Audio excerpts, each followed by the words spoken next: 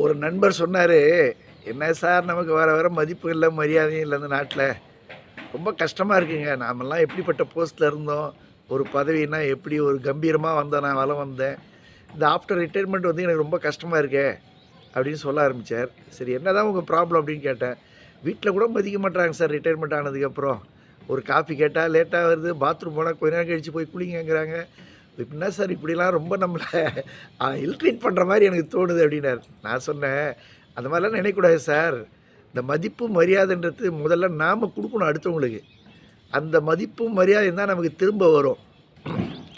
ஆஃபீஸில் இருந்த அட்மாஸ்பியர் வேறு, வீட்டில் இருக்கிறது வேறு. நம்ம பக்கத்தில் ரிலேஷன்ஷிப்பில் எப்படி நாம் மெயின்டைன் பண்ணுன்றதை பொறுத்து தான் இருக்குது. தெருவில் போகும்போது அவங்களுக்கு நாம் மரியாதை கொடுக்கணும், அவங்களுக்கு மதிப்பு கொடுக்கணும், சக மனிதர்களாக மதிக்கணும். இதெல்லாம் தான் சார் நமக்கு திரும்ப கிடைக்கும். நாம் வந்து ஆஃபீஸையும் வீட்டையும் எப்போவுமே கம்பேர் பண்ணக்கூடாது. நிறைய பேர் அதான் நம்ம தப்பு பண்ணுறோம். நான் என்ன மாதிரி போஸ்ட்டில் இருந்தேன் தெரியுமா, எப்படி இருந்தேன் தெரியுமா அப்படின்லாம். அதெல்லாம் கிடையாது. நீங்கள் வகித்த பதவிக்கு தான் அங்கே மதிப்பு கொடுத்தாங்களே தவிர தனிப்பட்ட முறையில் உங்களுக்கு கிடையாது. நாம் அதை முதல்ல புரிஞ்சுக்கணும். இது எப்படின்னா, நான் அடிக்கடி ஒன்று சொல்லுவேன். ஒரு வண்டிக்காரன் இருந்தான். அவன் என்ன பண்ணுவான், குளிச்சுட்டு டெய்லி நல்லா விபூதிலாம் இட்டுட்டு இருப்பான். அவன் ஊரில் திருவிழா வந்தது, விநாயகர் பூஜை. 3 நாள் அவன் வண்டியில் வச்சு தெரு ஃபுல்லாக ஊர்வலம் வரணும். எல்லா மக்களும் தீபாராதனை காமிச்சாங்க விநாயகருக்கு. அந்த நேரத்தில் விநாயகர் அந்த அர்ச்சகர்லாம் எல்லாம் ஆசீர்வாதம் பண்ணுற மாதிரி இருக்கும். இவன் என்ன பண்ணுவான், தனக்கு தான் அதை நினச்சிக்குவான். தனக்கு தான் அந்த மரியாதை, நம்மளை தான் நோக்கி எல்லாம் வணக்கம் வைக்கிறாங்க அப்படின்ற மாதிரி நினைக்க ஆரம்பிச்சிட்டான். விநாயகருக்கு கிடைக்க வேண்டிய மரியாதை தனக்கு கிடைக்குதுன்னு நினச்சிட்டு இருக்கான் அவன். அதுக்கப்புறம் அவன் வெளியில் வேறு ஏதாவது சவாரி ஏற்றின்னு போகும்போது வண்டியில் பார்த்தீங்கன்னா, தன்னை யாரும் கவனிக்க மாட்டுறாங்களே, என்ன இப்படி இருக்காங்க மக்கள் அப்படின்ற மாதிரி ஒரு வேதனை வந்துடுது அவனுக்கு.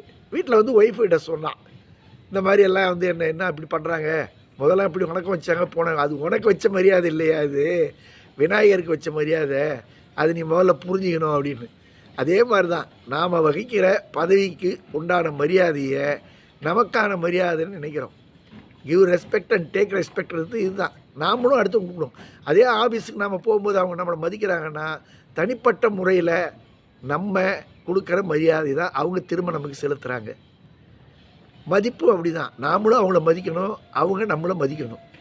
மதிப்பு மரியாதையும் நாம் விதைக்கணும், அது நம்மை நோக்கி வரணும். அதுதான் சார்.